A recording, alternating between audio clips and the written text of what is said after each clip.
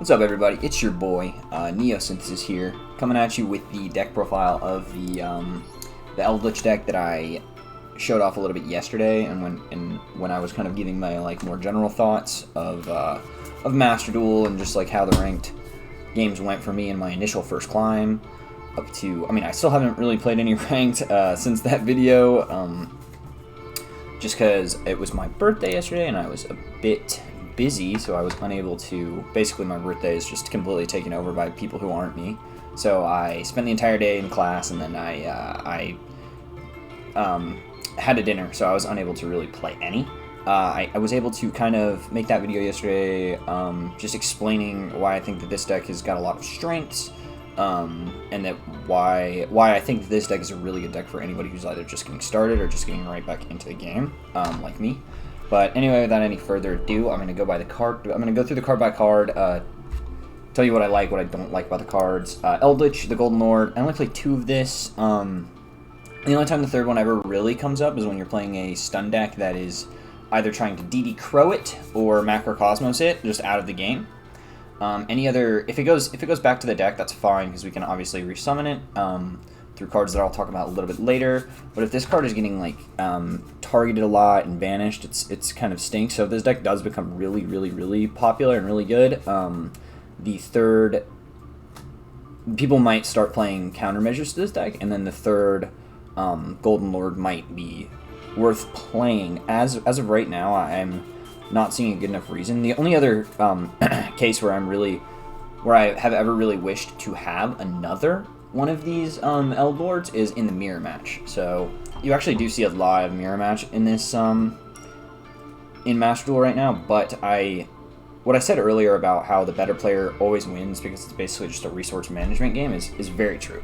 So I play 2 because it's the best ratio. You definitely don't want to draw your Eld Lord, or sorry, you can draw your Eld Lord. You don't want to draw 2 Eld Lords. That's deadly.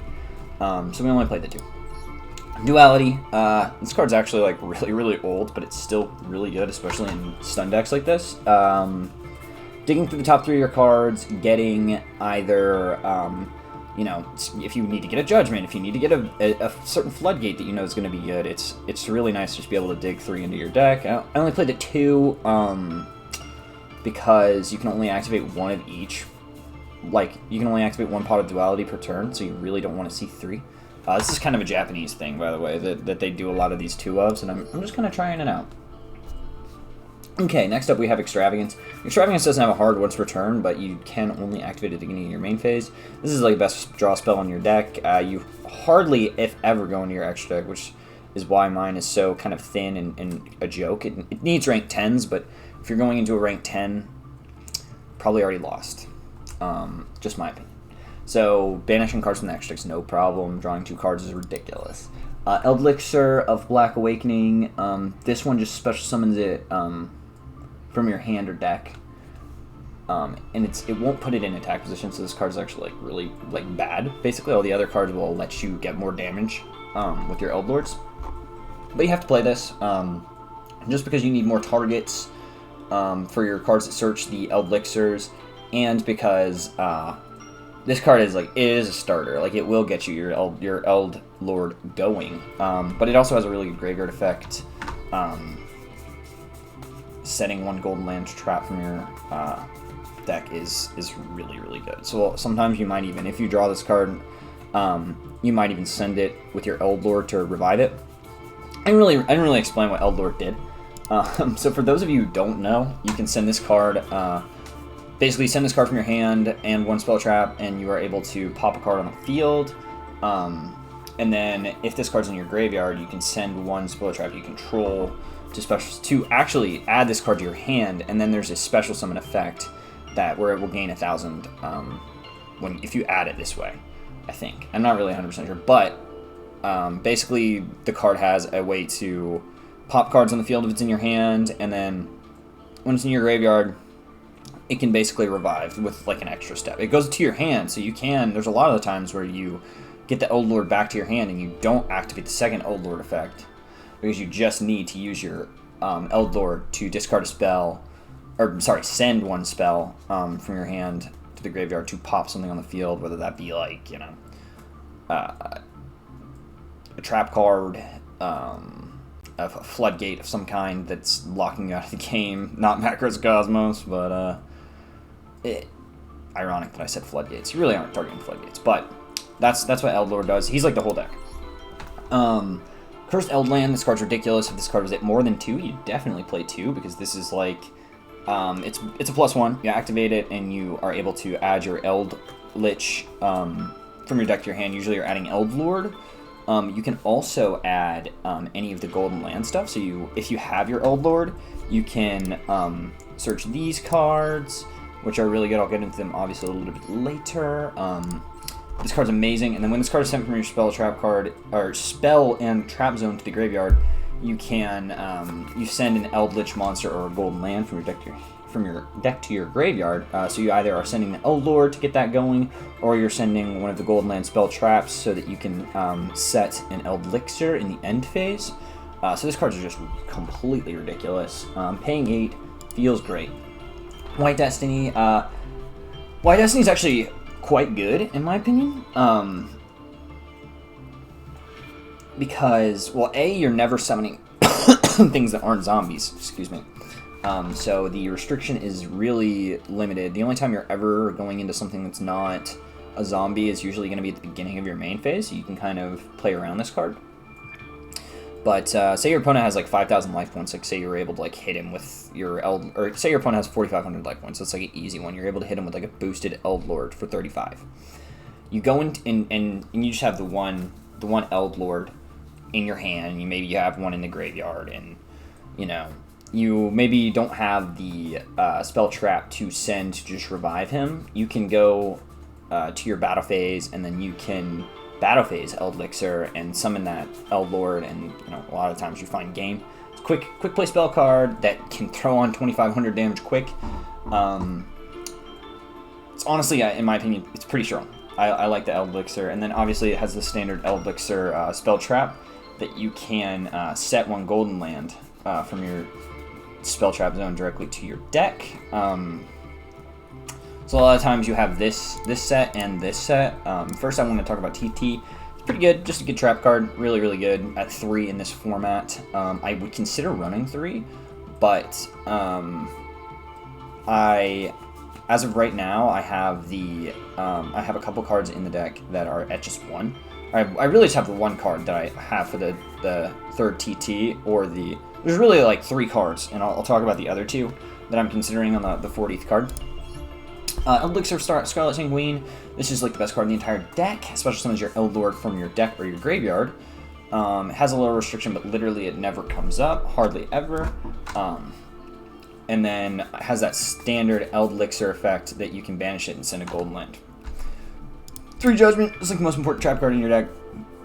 You set 4 or 5 cards so many times in the game that you'll lose to Lightning Storm.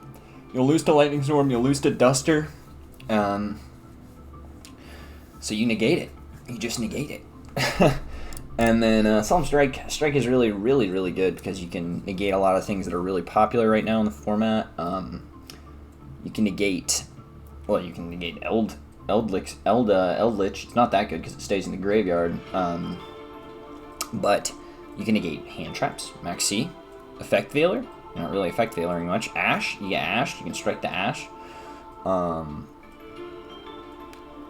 Strike is just really, really, really strong, and it is very versatile. Like you're never gonna have a game where I think you are struggling to find a use for Solemn Strike, just because of how solid that card is. Golden Land Forever. This is like your searchable.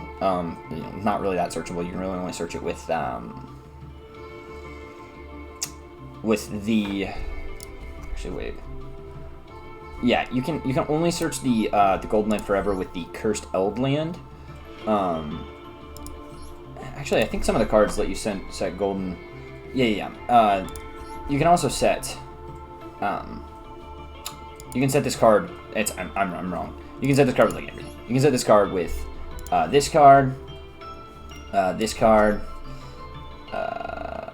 this card. They let you send golden lands. So this is just basically like it's like Infernity Barrier. It's Solemn Judgment, but you just tribute a zombie monster. You can tribute your Eldlich a lot of the time, but it's not really a big problem. You also are able to summon the trap monsters, which I'll get into just a slight bit later. IO, because it's completely broken. It's actually way more broken in this deck. Floodgates are way better in this deck than in any other deck because of the interaction with your Eldlich. So even if you can't special summon a monster, say through Vanity's Emptiness, which I'll get to a little bit later, you can use the Eldlich in your graveyard to destroy it. So say you had an Eld land in your hand that you really wanted to use, you just drew it off the top.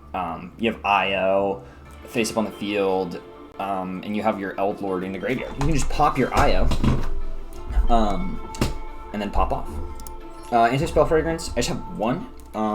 This is like the most questionable card in my deck, in my opinion, by far. I like to have it just because I feel like a lot of the times it makes your very best hands completely unbeatable, and having just the one, it never really is contributing, in my opinion, to the very worst hands you can get. I haven't really thought about too much about what the worst hands are because this deck is mostly traps, so most of the cards are actually kind of good. And then, obviously, if you draw multiples of a Floodgate, like if you draw multiples of Rivalry, or you draw multiples of Skill Drain, or even multiples of There Can Only Be One, we'll talk about There Can Only Be One in just a second, you can use these cards as fuel for your Eldlord. So they're not completely dead, and then oftentimes they might have the MST or the removal for the one of these cards, and then the second one is just it's time to surrender. Rivalry is really, really good. You're only summoning zombies. It has no downside in your deck whatsoever. Play it. It ruins a lot of people who play Tri-Brigade hate you. And there's tons of other decks, obviously, they hate you too. Skill Drain's really, really good. This deck has like no effects on the field at all, except for your extra deck stuff, but you should never be going into it. Skill Drain, pretty self-explanatory. Vanity's Emptiness, card's insanely broken. This is the most broken interaction in the entire game, because you're basically able to use the Eldlord in the graveyard to pop the Vanity's Emptiness. You add the Eldlord back to your hand, the Emptiness is no longer on the field, and then you can special summon the Eldlord. Like, because it's not all one effect, it kind of happens. I believe it's a cost to... yes, you see this little semicolon. Yeah, it's a cost to send the spell trap, so you send the Emptiness, and then the Eldlord comes back to your hand, and then you can special summon it, which is really, really sick. You Emptiness people, and it's never a problem turning it off. There can only be one. This card can actually really mess you up too, because you can only summon the one zombie monster. So sometimes when you either have an OTK or you have like an Eldlich set, and then you activate Conquistador to try to get the pop, which I'll talk about in just a second, it locks you out a little bit, which is why I'm only running the two. So I think that the deck list that I was initially running wanted to have the three of the There Can Only Be One, but I ended up just swapping for an Anti-Spell Fragrance, which was in the side deck of the deck that I drew inspiration from. I talked about a little earlier how it makes your very best hands better, and your very worst hands aren't really made worse. So I'm playing it. There Can Only Be One is really, really good. I would definitely, if you had three, There Can Only Be Ones, you probably can get away with playing it, and just cutting something else. At the very end, I'll kind of run through what I think is necessary for the deck and what I don't think is necessary for the deck.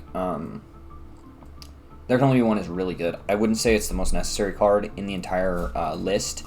You're getting more value out of Rivalry, Skill Drain, and then your other trap cards I feel like are just usually better, slightly, because they don't like mess you up as much. But There Can Only Be One is actually very good against decks like Tenyi is a deck that I was playing for a long time.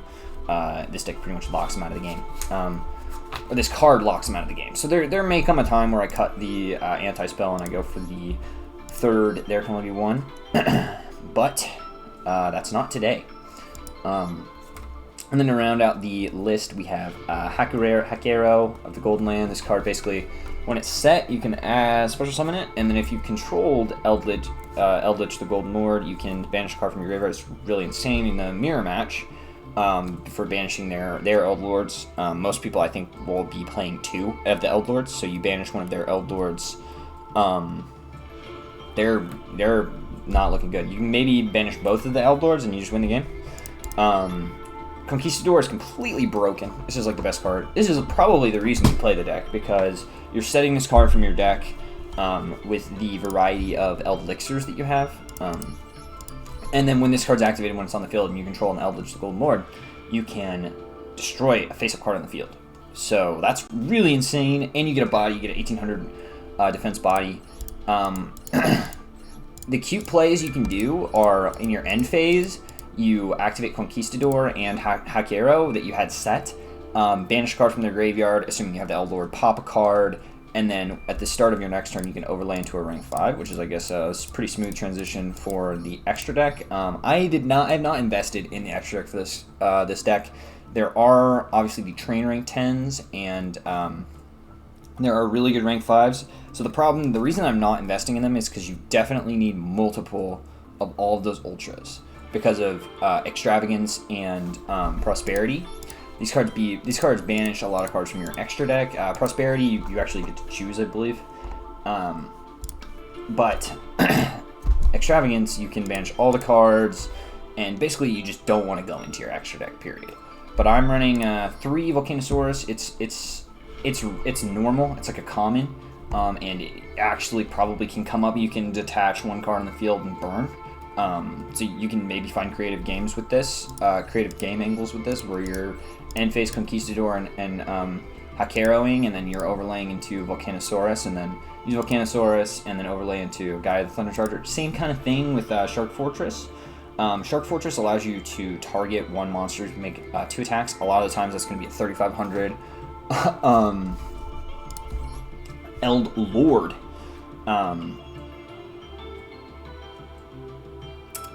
So you can find that's lethal if you can get that strategy going. The 7,000 from the 2 Eldlord attacks, and then the Shark Fortress. Obviously, you want to overlay the Gaia Charger onto it. I have 1 of the Quantum Red Beast. It's not that good. It's not that good. I just it's a rank 5. This is the only rank 10 I have because it's a super, or one of the only 2. This card doesn't come up, but sometimes it does, and it's kind of funny if you can detach 1 card and destroy a card and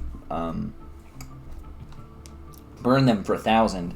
And it's actually pretty good to make the rank 10s sometimes, because your Eldlord gets to go to the graveyard and you can basically get more resources with the Eldlord, use the effect. This card's just another random card in my extra deck. Link Spider, you can Link Spider away your trap cards. For what reason you might do that? You might need 500 more damage. That's pretty much it. You obviously don't have any Link Spider. You don't have any Link Spider targets to summon. Imduck, kind of same thing. Imduck is like a Catastor, so you are only using the Spell Trap monster effects. Vampire Sucker. I'm not that into this card. I've only ever special summoned it once, and it was under Skill Drain, and I was just getting rid of, I think, 2 of the Conquistadors for a little bit more damage. So the extra deck really, it just needs to have 15 cards for the extravagance and the prosperity. But that's gonna be the Eldlich deck that I've had a lot of early success with. I hope that you guys are also able to find that success. Like I mentioned in my prior video, I went into a little bit more detail about I haven't really been playing that much, so this deck is really, you kind of just strap your helmet on and you just win. You just win games because they activate a bunch of complex effects. Their combo deck starts to pop off. You just flip Skill Drain. You just flip Vanity's Emptiness. You TT them when their board is full, and they usually scoop. The only deck that I've ever really encountered that I just kept negating stuff and was just like, what it keeps going was Salamangreat. I am gonna have to probably do some reading to figure out exactly what happened in that scenario. But this deck has got an amazing grind game. It's got an amazing turn 1. You're only playing best of 1, so it's quite strong. You don't have to deal with main deck to Twin Twisters very often. Main deck to Red Reboot. Main deck, I don't even know if that card's banned. I'm not even maining the Duster. I think a lot of people are in that same boat. So this deck is really quite strong, especially if you're getting to go first, if you're winning the coin toss. But even if you're going second, this card's really immune to... It doesn't lose to Maxi. It doesn't lose to... Effect Veiler. It doesn't lose to a lot of really, really common stuff in the format. It doesn't lose to Nibiru. There's a lot of cards that this deck doesn't. It doesn't lose to Raigeki. It doesn't lose to just like really a lot of stuff in the format. So I think the Eldlich deck is pretty good. I'm not gonna take credit. There was a Japanese player who basically made this whole list, and I copied it and changed maybe one card. The extract's completely different because he's playing it in real life, and he has access to cheap Tiras and cheap Adrian and cheap Constellar Pleiades, which are definitely cards you'd play in this extra deck. But I'm currently poor, so we're just playing the Volcanosaurus, the Shark Fortresses, the Quantal, and the Gaia Charger. But I think that this deck, you're going to find a lot of success with it. The Floodgates are quite oppressive. The trap cards are quite strong. The pot cards are really, really good in this deck specifically because you don't ever need to go into your extra deck. Yeah, I think this is a pretty good ladder deck. Anyway, this has been Neosynthesis, and I am going to go ahead and sign off.